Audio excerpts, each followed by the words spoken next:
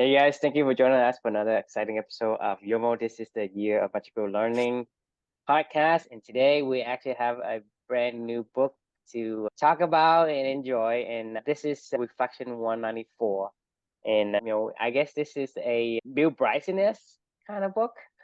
You guys know who that is? I think Amazon just knows that I like a lot of like Bill Bryson books. So like I saw that like their algorithm starts to put shit in your face, right? Mary Roach is like the female Bill Bryson, I guess, is what she was billed as. Yeah. So it's like she's like a science writer, but makes it really entertaining and detailed. She's very detailed, similar to like Bill Bryson. She goes through so many different topics. The one thing that I always take away from any Bill Bryson book whenever I read it is I learn there's so much information that's covered and I barely ever can retain any of it, but it's really entertaining the whole entire time. Does that make sense? Like, totally. Yeah. So that's exactly what Mary Roach is like. It's pretty funny, actually. The book was called Fuzz, When Nature Breaks the Law. So it's about people that are managed animal human conflict. So like what? Animal police, basically. If a bear in Aspen or whatever, there's people that have jobs to manage human wildlife conflict, and try to keep the peace when animals break the law. The book is about interviewing a bunch of people that try to keep the peace and keep animals abiding by our rules in our society, which is kind of funny because it's a bit of a fool's errand in a lot of ways, right? How do you stop a bear from being a bear? But anyway, it's a funny book. It was entertaining. I definitely ended up doing at least one other Mary Roach book in this journey after this one. She's entertaining. So if you guys like Bill Bryson, maybe we can call him the male Mary Roach, going forward or something like that. But anyway, they're both very similar writers. So if you're looking for a good book that's always like entertaining and you learn a lot, but don't really retain a lot, but you're still kind of entertained, check out a Mary Roach book, So onto the reflection though. So it was really funny. And I don't know if I've ever told you this, Snow, but I've told True this before. So Yoder and Baker, we still get together like probably once every couple months or something like that. And we do this thing that we call Why Are You Yelling podcast, where it's like irrational hot takes on just controversial topics and things like that. It's in a safe space where you can just say whatever you want to say and rip everybody else's words apart and just have fun debating. I mean, obviously you know them, so you know how that would probably go. Anyway, well, the three of us are all really opinionated, creative kind of people in general. So it's just a fun conversation in general. Well, right before I finished this book and right before I wrote this reflection, I happened to be doing one of our Why Are You Yelling podcast recordings. We started to at the beginning and now we stopped. Honestly, I don't know that we could ever release the topics that are said in these things to the world. Like, I think we would probably be canceled in a minute. But that said, we still get together and we call it our Why Are You Yelling session. Well, one of these,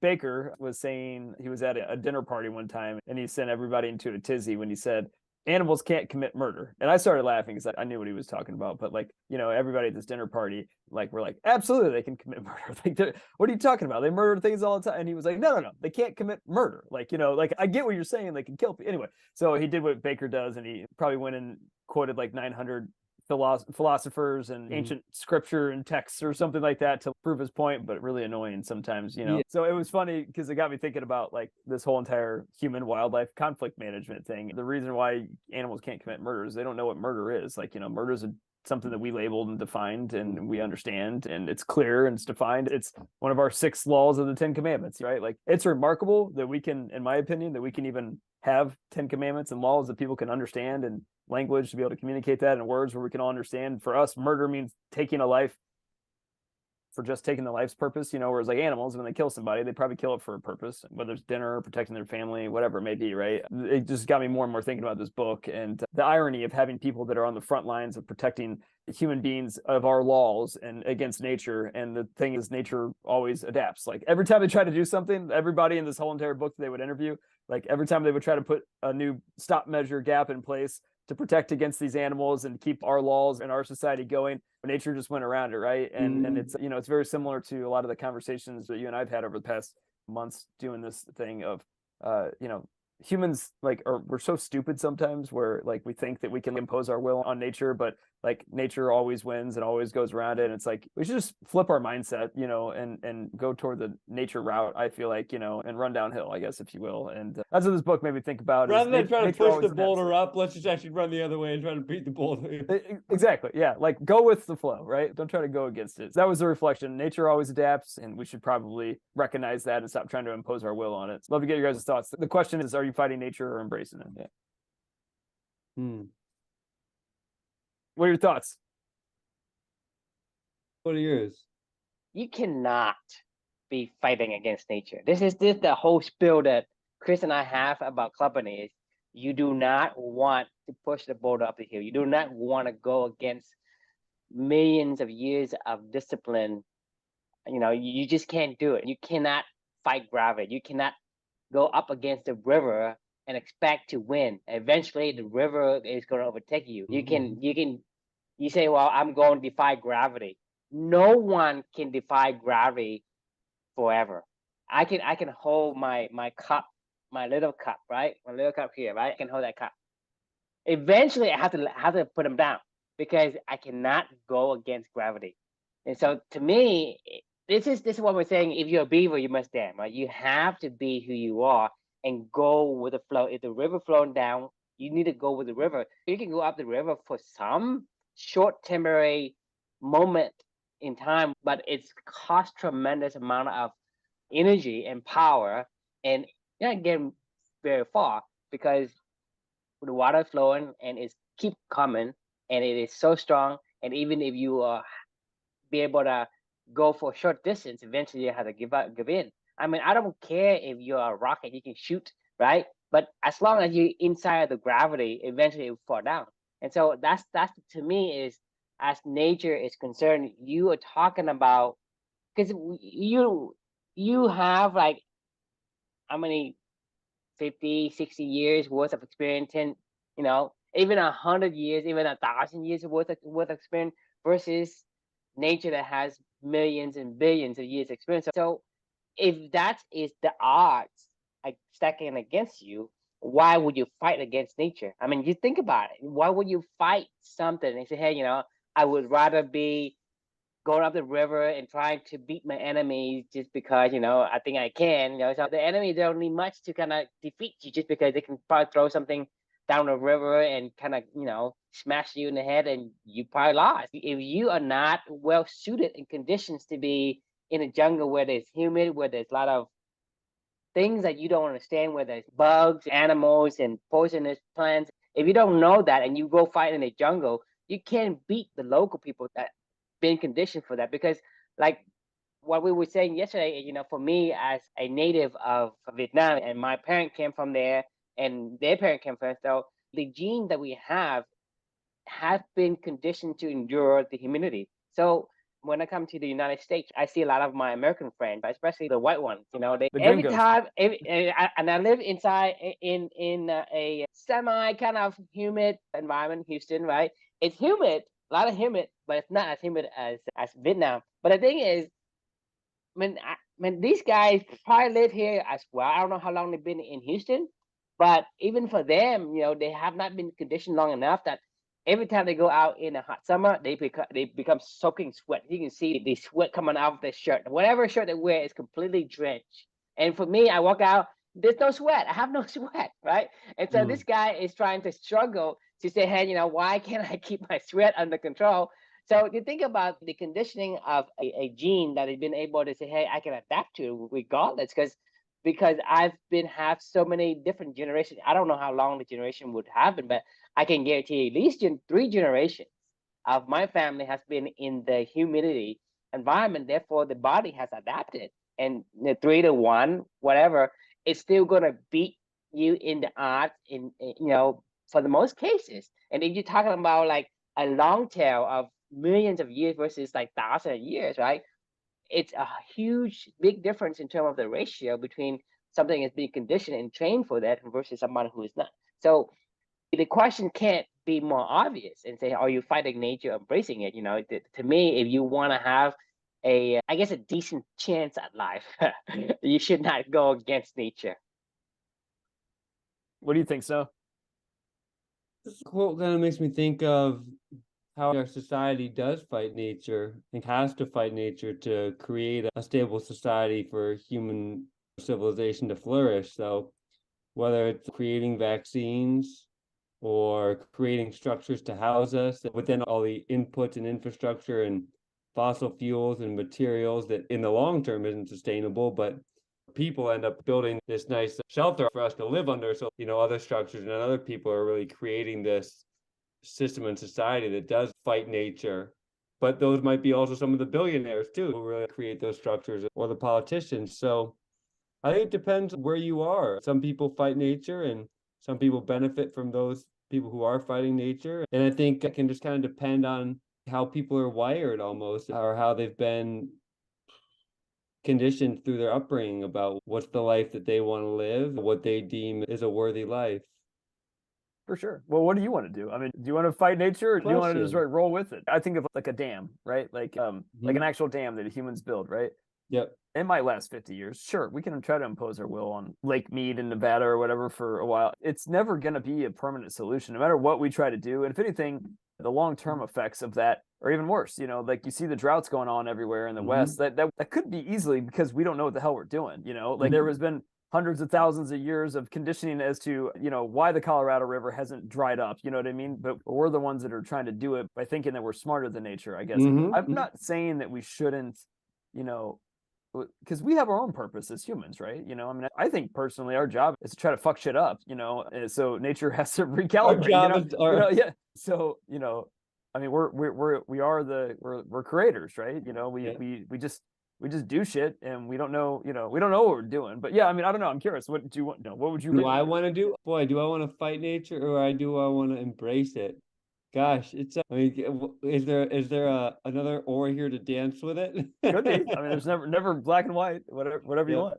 Yeah, because I think it does seem like a black and white, but I think a lot of times we're, you know, me, it is a mix between the two, because I think, you know, maybe I can step back from a day and realize, wow, I was really trying to like fight nature or something, or oh, like today I was really embracing nature. And sometimes I think we can, I don't know, or maybe I'll speak for myself here. I wonder if like I sometimes in fighting nature when I'm thinking I'm embracing it. How do I want to live? I think, like you say, it's easier to go downhill. So I think we want to be embracing it, and that's how things flow easier. It's a losing battle fighting nature. I like to think that I embrace it. It's like nature has your back, and it's like the wind's gonna be at your back or whatever if you're embracing nature.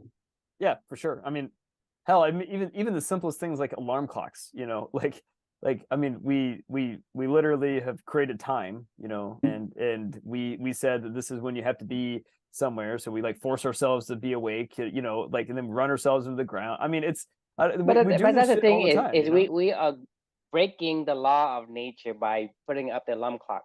What's happening to us? What is happening to us though? Question though. So I'm asking you, can you go against the river? Yeah, but true, but someone will just have the privilege though to like not have to go against nature as much, because whether maybe we were born in a lower SES, or, you know, we do have to like fight a lot more, you know, compared to other people who might be more privileged. So I think it also depends on where you're at though, and your luck. I think that's the conditioning that I think people get indoctrinated in, just because you look at people like, let's say, you know, let's say I come from Vietnam, right? I'm probably the lowest of the low. I mean, I'm probably like lower than the low guy over here, right? And for me to be able to say, well, I have my faculties, I have my brain, I have my hands, I have my feet, I have my health, right? I can make something out of it because I refuse to say, well, this is the way that life is, right? Then it will be. If you don't accept it, then there are solutions that will come to you, just because, yeah, you know, there are paths to embrace nature without having to go against it. When you're born with a certain set of, you know, like if you say, you know, wherever you're born in, you know, those conditions are not permanent. It's only permanent if you have, like, you know, some kind of handicap you're born with. But, you know, for the most part, everybody born at the same playing level, and it's up to you to I disagree. Well, because people are born in different socioeconomic status. They're born with different parents who are maybe more welcoming and more accepting, born in different educational, you know, backgrounds. But it's not permanent. It means that you can change it. Because the thing is, you look at me, right? I'm under the society pressure to be this Asian guy. But for me, is I'm the black sheep of the family, if the country, if you want to say. I refuse to accept and do the things that I was told. I don't do it. So that's the thing, is there is a certain indoctrination that society gives you, and we continue to accept it. And because our brains has the ability to be the gateway, just like we talked about in the past about the guy in the prison, right? He refuses to, you know, be depressed and die, so therefore he survived because he has that. Because once he accepts his fate, then it will become self-fulfilling. Just because we have the ability to say, yes, this life is hard or this life is not so hard. Because you look at what Chris did. For most people who went through a similar situation like Chris, most people just give up and just go do depressed and get divorced and probably commit suicide somewhere. But for Chris, it's completely a different outcome because he said, well, if Amelia can withstand and endure these kind of hardship and struggle, for me to be doing this and that, it's nothing. For me to be like, hey, I'm under weather, it's nothing. When he read the hard things, right? He said, what the fuck this guy's trying to say? This is not hard, right? She said, hey, I had to let go of a bunch of employees. That's hard compared to what he has been through. So the perspective he has through and the way he sees things can be different. It depends on whether or not he accepts the reality as was given to him, just because whatever you accept becomes your reality. And reality doesn't have to be the world reality, but it's your reality. I mean, if you think you're this kind of person, then you will be that person. If you think you're able to change, then you will change. If you think you are not able to change, then you won't be able to change. And this is something that I have found as I grew up, is that, whatever I think I can do, if I continue to look, if I don't stop and quit looking, eventually some sort of option will show. And to me, that is the fundamental aspect of, once you have a mindset of sort, once you have that mindset, regardless whether you in a lower social economic status, you can overcome it. Yes, it is a pressure on you to maintain this, because for me, is my family hates me because I don't conform to the expectations. I just don't. No one likes me, but I don't care. But that's the thing, is they, even though when I do the odd things out, they forces me to say, hey, why are you doing this? Why are you being stupid? Why are you being an idiot? Right? And so they still forces you, but eventually, they're gonna have to give in, because you're not changing for them, and so that can change you because you have that mindset to hold on to whatever your gatekeeper, that's your brain. If you accept something, it becomes reality. If you don't, then different patterns will start to emerge, so that you can say, hey, this is another path I can take to do this. For me, there is some pressure, but those pressures are temporary. It can be overcome. If you don't want to change anything, then it won't change. But if you wish to change, but not able to kind of have maintain the mental capacity, the mindset, then it won't change at all.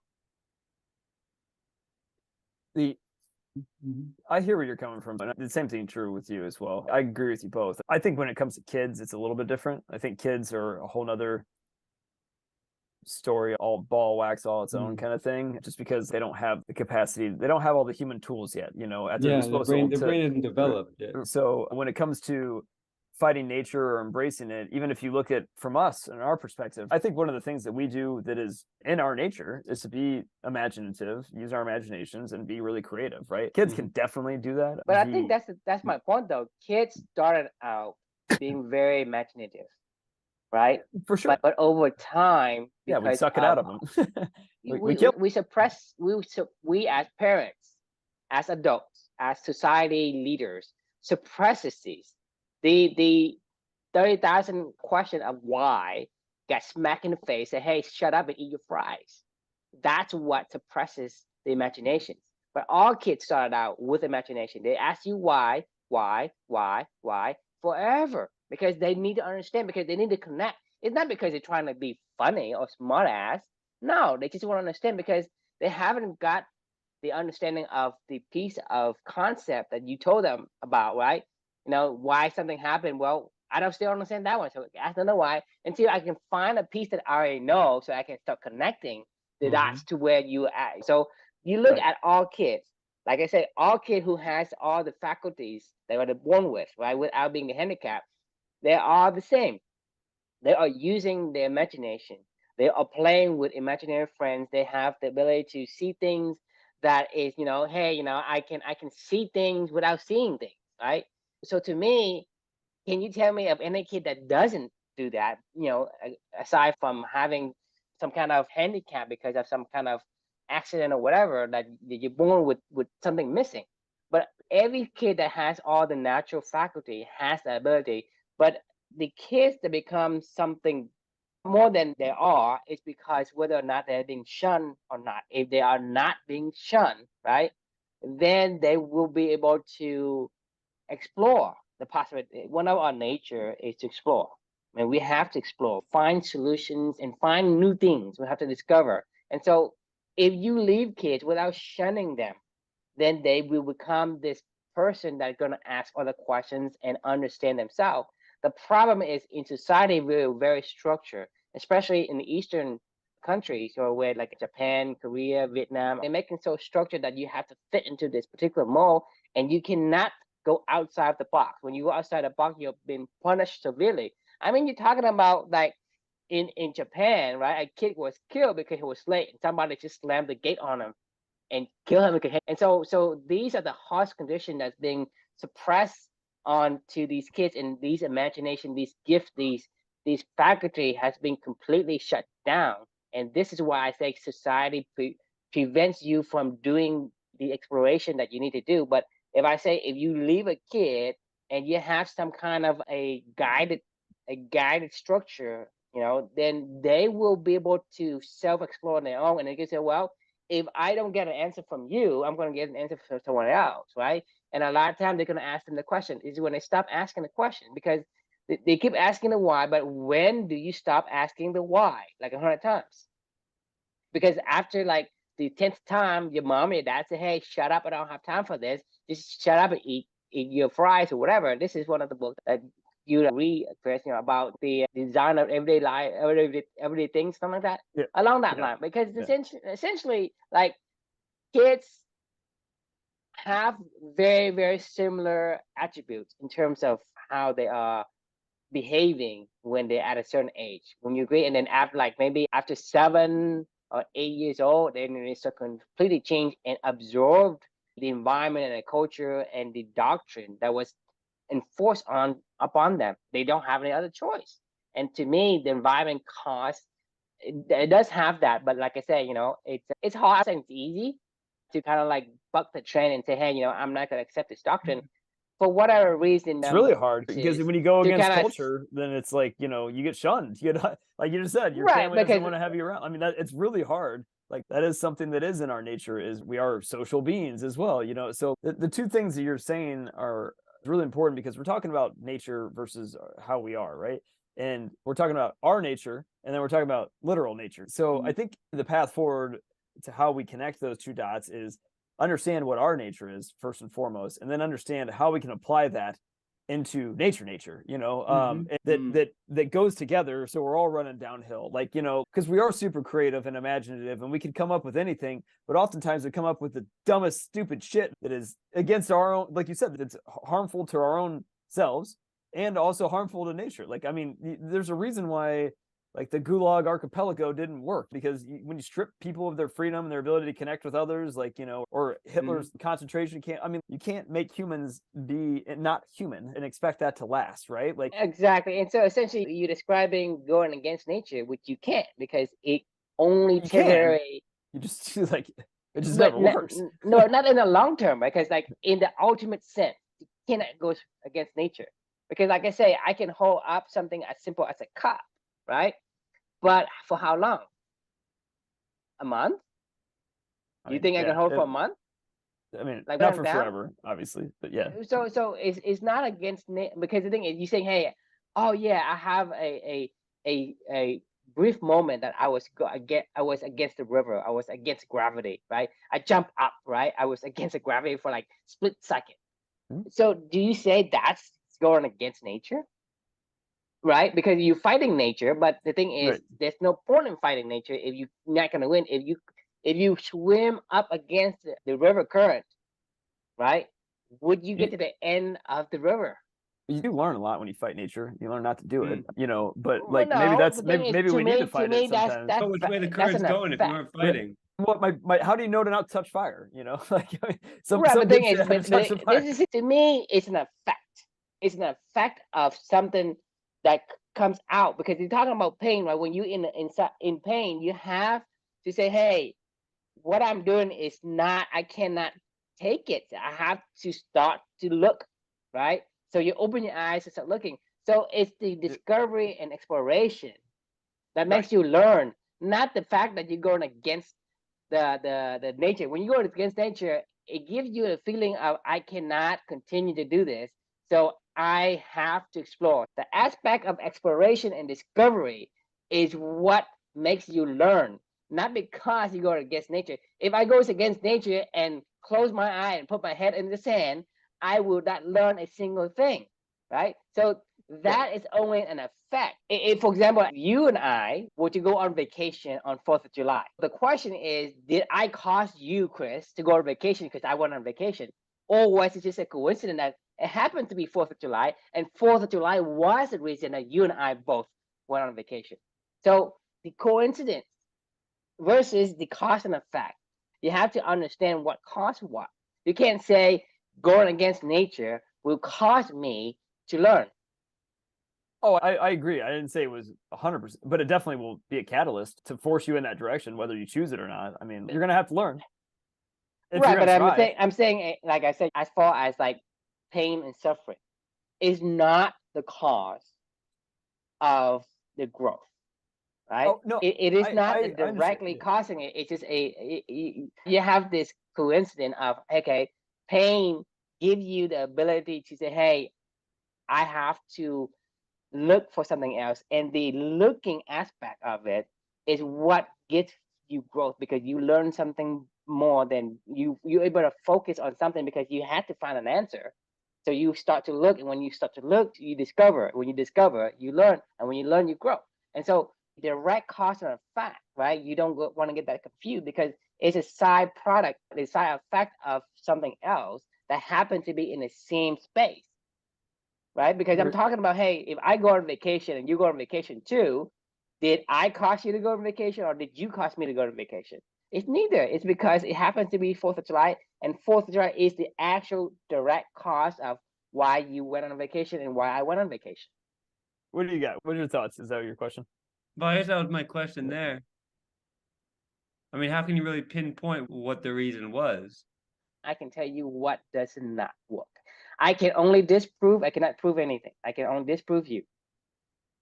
Think about it. There's no certainty in this universe where you say, hey, this is definitively the cause and effect of something. I say, well, that is not the answer, right? If there is one solution and there are millions of approaches, right? I can say this approach is not it. That's all I'm saying. You think about it, any scientist can tell you, whether like Newton or Einstein, right? Whatever they do, say this is, as far as we know, the best understanding we have till now. I think you're Happen fighting nature right now, actually, with your conversation. Meaning what? How so? Meaning, rather than acceptance of what things are, and trying to prove a point. Accepting of what are things that are.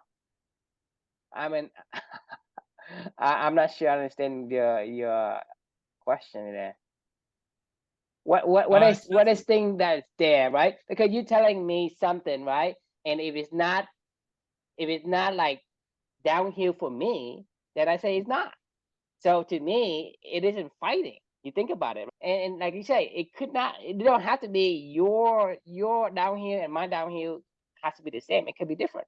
Because like I say, whatever I see, if I am conditioned to withstand humidity, then I can be in Houston and be, hey, this is great weather. And you come from, someplace dry and someplace cold, and you come down to here and you say, hey, this is too hot, this is too miserable. And if I go to for me, you say, hey, I'm fighting against nature, but I'm not. I'm actually embracing nature, because this is where I'm very comfortable in. If you take me to your place where you are conditioned to withstand the cold, I mean, I probably get sick from the cold, the flu, whatever, just because I walk into your environment. So in that environment, I'm fighting against nature. But in the same environment, you are embracing nature. No, true. I mean more with, like, rather than accepting other viewpoints, though, and trying to change people's minds. Changing anyone's mind. I'm just telling you what I think. You can say, yeah, I agree, or no, you don't. And you said you don't. Okay.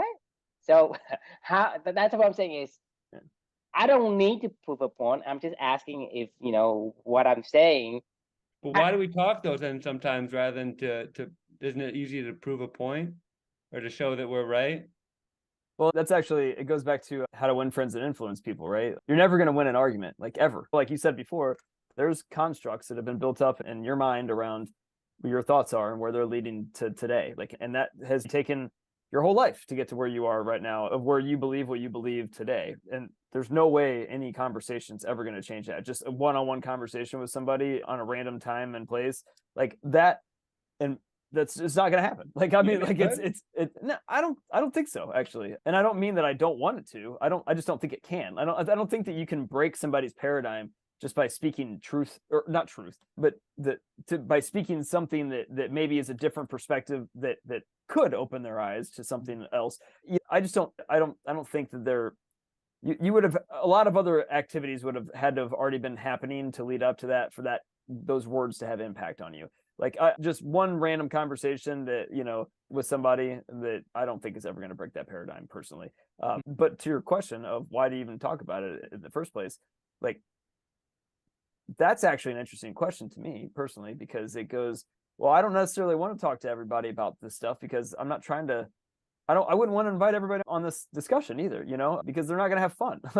It's fun to have thought experiments for me and for yourself, right? So other people that don't want to do that, I don't want them. I don't care. I think that's the whole point. I think that's what True is kind of saying, is I don't really care if somebody gets what I'm saying or doesn't get what I'm saying. It's great if they do, and then we can go further down the rabbit hole. If they don't, then okay, no big deal. Exactly. I think that, to me, if you want to ask me the question, I'm not arguing with anyone.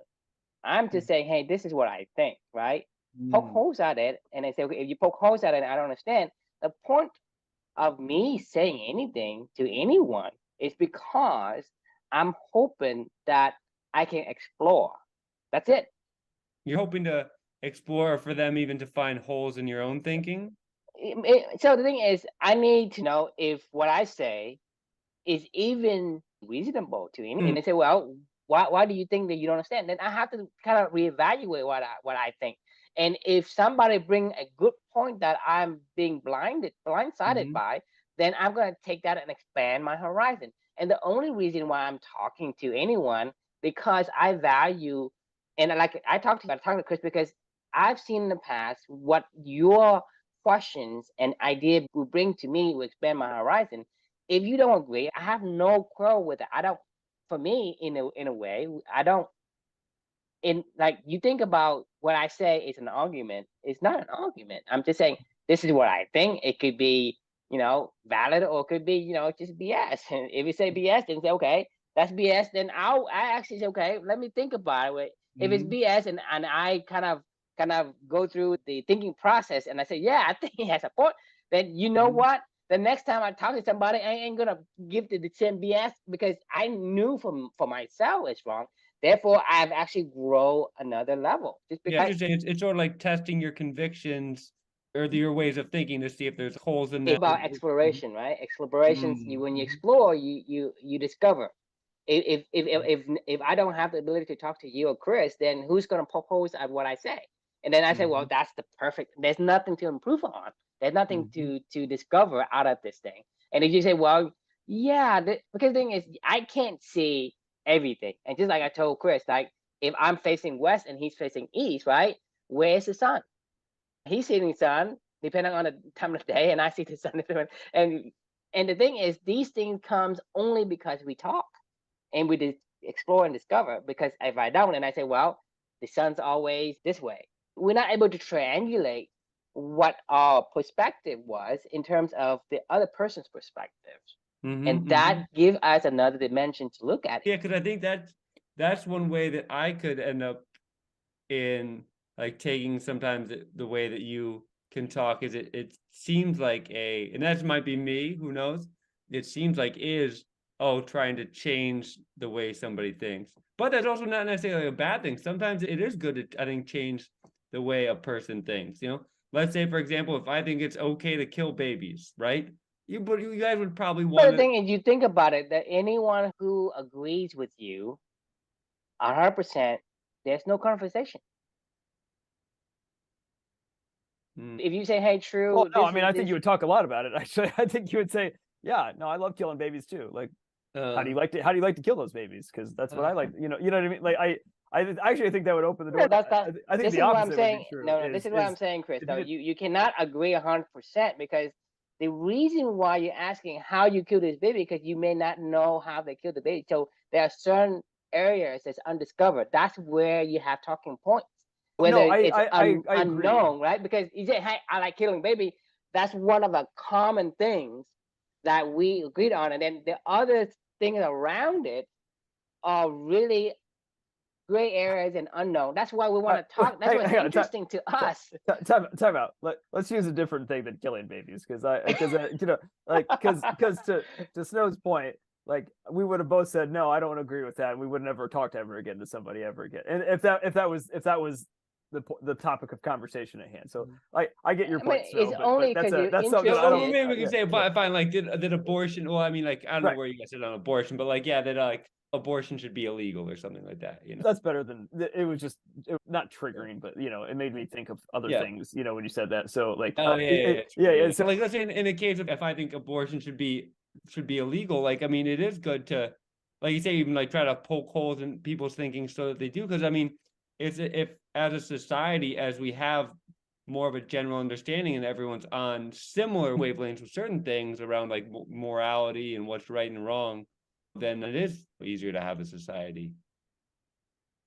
Yeah, I mean, it's always fun to discuss stuff with people. I find it actually kind of fun. It's whenever you do want to engage in these kind of conversations, I don't find a lot of people that want to engage in a real conversation. Like if somebody truly has a different viewpoint than you, they don't really want to go down that road. Be changed. They don't. Yeah, that's kind of what I was getting at earlier. Is like if you come in with a certain paradigm, like that's fine. Have that paradigm. It's not a big deal. That's not to say that I don't want to ever have a relationship with you if you have a different paradigm in life.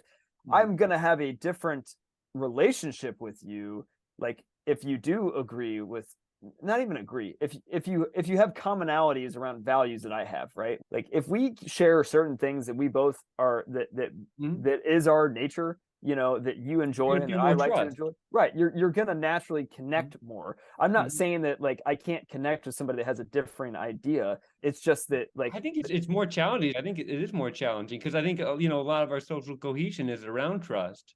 100% is like, I mean, like, you want to be around the people that care about the same stuff that you care about. Maybe not necessarily like are ideologues or something like that, because if you get into that side of it, then you could go down a really deep rabbit hole of an ideologue of like a cult or something like that, where you're like killing yourself, you know, eventually or something, you know. But I think it's more common than differences that brings people together, because the thing is, you and I have a lot in common. I want to talk to you because I want to discover the differences that you and I have to make sure that I'm seeing the whole picture, right? Because if you and I don't agree on certain things, like you have this mission, right? If I don't believe in it, then I don't have any interest in talking to you. I don't want to explore the differences because that difference has no value to me because I don't value the same core values, right? Let's say we value the same core value as integrity, right? But what is it about integrity, right? We agree on it 50, 60, 70% of it, but what's the other 30 to kind of understand more? Because to me, core value integrity is one of the things that I care about. I want to explore more about the things I care about. In order to do that, is I've got to see if there's some overlap. What are the differences that that I can take in, because it's gonna fit nicely with my tool belt that I already have in terms of where I put this core values integrity. Having more of a common value attract us together, be making that meaningful relationship, and the joy of discovering and exploring the other aspect and say, okay, I see this item, this object of integrity. What do you see? And then what do I see? Describe to me what you see from your perspective, and I describe to you what you see from your perspective. I kind of match them together and say, okay, is there anything overlapping or non-overlapping that I can take in and start to expand that perspective and horizon? And I think having that is what brings people together versus like, hey, completely say, hey, somebody is from some sort of different culture than me.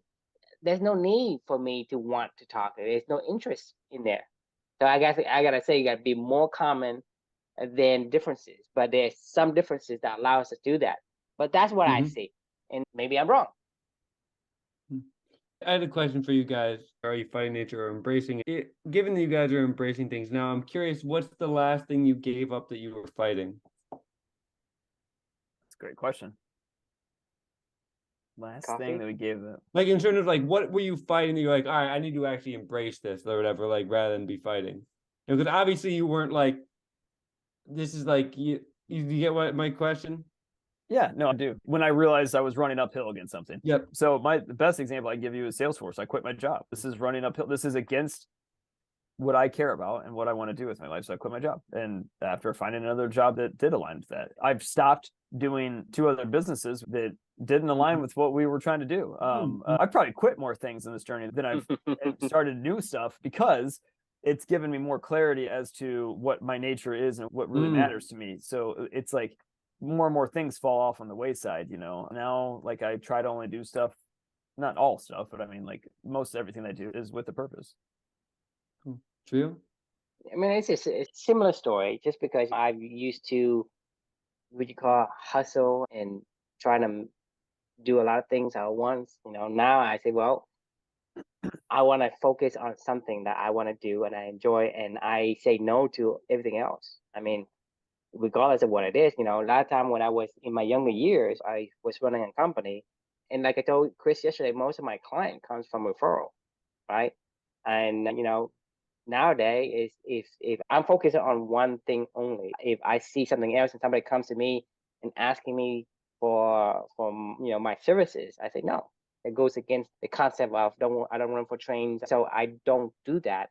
And you asked me about whether or not I'm trying to be a certain person, because when you're younger, people tell you to excel in a lot of things, make a lot of money, right? Do a lot of things and be more reputable in whatever sense that you think it is. For me, that completely falls off the wagon. I don't Conform more. Yeah. Right. So all that has gone completely out. I mean, like I said, I don't run for trains, and that's something I completely embrace. Just because if something happens, and I miss something, or a meeting, or a opportunity, or whatever, I don't even think twice about it. Eat at me anymore. I value the things I value. Like, I value sleeping than making extra money, whatever that money is. I say no, because I would say, people will come to me all the time, say, hey, this is an opportunity here. Would you be interested in it? I said, no, I don't have the bandwidth for it, because I'm focused on what I do.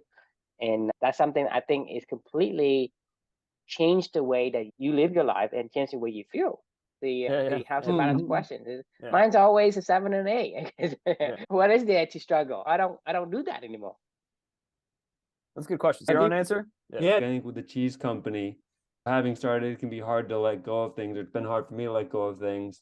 And it's hard because like part of me still wants to do it. The thing that eats at me the most, though, is probably not eats at me, but that I'm fighting the most. I think it's just my current job.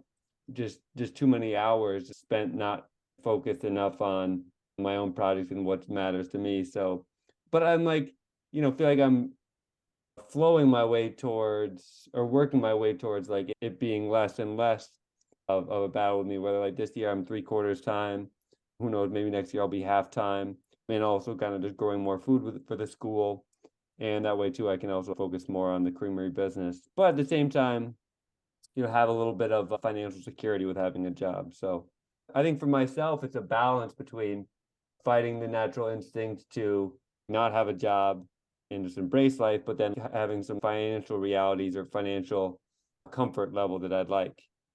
Yeah, I think that's really interesting. I think what I just heard when you said that, personally, for me, is, and I don't think you would be really happy if you were 100% embracing nature all the time. Like, I think you need a little bit of against nature to teach you what does matter, and what, I don't know, like you said, as you were cutting this down and cutting it down and cutting it down, you should probably have a little bit of struggle in your life, where you're just to kind of keep you honest a little bit. Like, talk about balance, like that's imbalanced if you're 100% always down the nature road, right? I think as long as you're making progress toward what you're trying to do, I think that's the most important thing. Happiness is progress, right? Yeah, exactly. Struggle is default, meaning that everything you do is a struggle until it's not a struggle anymore. Because the thing is, you say, hey, I want to start a creamery business, right? You don't know anything about creamery business until you start to explore and they struggle through it. So struggle is by default. It's default. Right. And you gotta do that until you don't struggle anymore. And so to me, that's what I'm saying is, you say, like Chris said, hey, you have to struggle a little bit. Yeah, you're not gonna be able to escape it. But that's the point is you have Are you to struggling for the right stuff? like your directions. Yeah. In a way that your struggle gets less and less, not more. And Drew, when I hear you say that, I mean, I think like, whether struggle or suffering is like inevitable. Yeah, of course. I mean, I think it's what do you do it on, is the point, right? Mhm, Are you doing are you doing it on shit that matters to you, or are you doing it on shit that doesn't matter to you? Yep.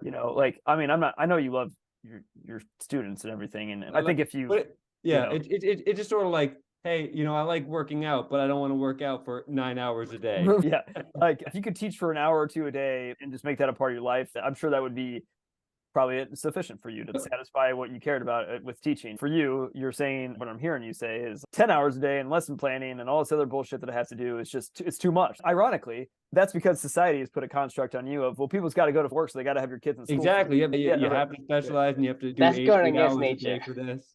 Yeah, because we all have decided to go against nature. Like, I mean, like Luca, having to go to daycare at, waking kids up to go early to daycare so they can all get sick and do whatever they do so everybody can go off to work and have their full day. Like, so I think it does just that feeds into the whole entire thing that we're talking about. We're all fighting nature, like having our kids away from us, having you be defaulted to the de facto parent for 10 hours of the day or for 8 hours of the day. I mean, that's stupid. Like, you shouldn't be somebody else's parent for 8 hours. Yeah. Like, it's damn hard to be too. It's not that you don't like teaching. It's just that you don't like the other aspects of it, which was created by us. I think that's a great example. If you could start your own school, it might be like a Montessori school where you could teach for a couple hours and send them home and be like, go do whatever you want. So let's start a Montessori school. You want to? No, I'll work at one maybe for 4 hours. Don't get on my business, Fair enough. Right. That's embracing nature right there. No, I mean, I really like that because you knew who you are and you know how much struggle you want, right? And so instead of starting at school, you say, well, I'm more comfortable doing the 4 hours, right? And work for somebody until I have not struggled anymore. Because like I said, you're gonna start in a school. Well, you're gonna struggle because you don't know nothing about starting a new school. Exactly. There can be a lot of struggle. And like, I mean, I see our own principal just struggle like having a school in New York or, a charter school. It's this thing, like it's easy to have a dream, but the realities of things are different. Felicia is teaching and the principal at a charter school that she started. They didn't have long story short, she's been teaching the whole year. So she's doing both jobs. In the classroom is like. So she's lesson planning every night until 11 o'clock. She's trying to be her principal while still doing all this other stuff. I mean, dude, it's been a fucking nightmare for everybody, right?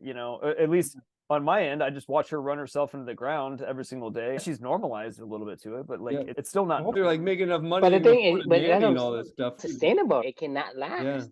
Yeah, no, it has to stop. Like otherwise, she'll run herself into the ground. She already has, But anyway, and she take you with it. But I think we all ended up having, like, whether we were younger or even like in our older ages, like we do have this like ego desire to like fight against nature because like we want to like prove we're powerful. Maybe it's indoctrinated in us from like wanting to be successful, like be in the ring. Because it's like we want to be Rocky. We want to like. Bam, we get like, we feel good when we like, knock someone out or, accomplish something or, climb in the ranks. So I think, whether that can end up going into our head and whether we think we can accomplish so much. And then, eventually you do end up start burning yourself out, Like a lot of these soldiers have experienced that when they sign up, right, enlisted, they would have, I'm going to fight for my country. And the moment you're in the jungle in a foreign country and people shooting you and bullets going everywhere, you say, fuck, please get me out of here, right? Yeah. It's completely different tone just because you have got new pieces of information. Right? Because it's not known to you at that point when you make that decision. So you didn't know the struggle was so intense that, thinking I could do this. Then people start saying, hey, it's actually more than I bargained for. And, it's completely, I mean, you can talk to any soldiers that's been in any kind of war zone. Yeah. All right. Well, I gotta put a pin in this one for the night. Yeah, I'm fighting nature too. My tummy's rumbling. I gotta. Well, then go get some food. All right. Well, that was a great convo. Thanks for joining us. Great convo, guys. Take care. We'll see you soon. Bye.